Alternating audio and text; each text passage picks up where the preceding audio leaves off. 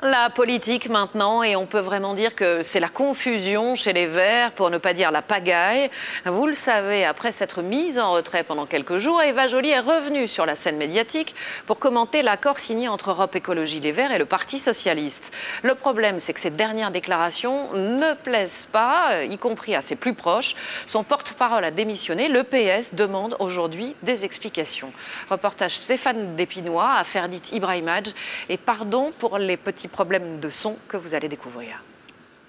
Yannick Jadot pressé de questions. C'était samedi dernier à Paris. Il tentait le grand écart. Avocat de l'accord électoral avec le PS et en même temps porte-parole d'une Eva Joly très critique vis-à-vis du texte. Aujourd'hui, le divorce est consommé. Il démissionne car il se dit en désaccord avec la ligne politique d'Eva Joly. Bonsoir.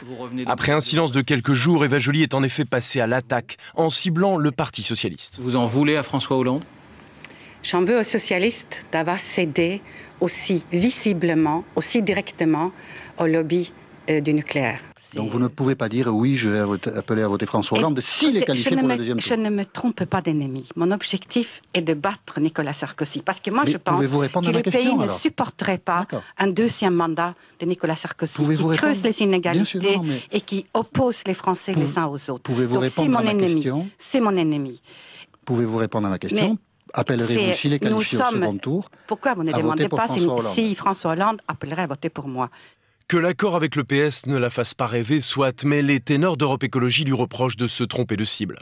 Eva Joly fait les mauvais choix politiques. Qu'elle veuille marquer la différence entre les écologistes et le Parti Socialiste, c'est normal. Mais il faut faire la différence entre être concurrent et adversaire. Et surtout, Eva Joly ne doit pas faire du sous ou du super Mélenchon. Si elle reste sur cette position floue, eh bien elle fera campagne sans moi.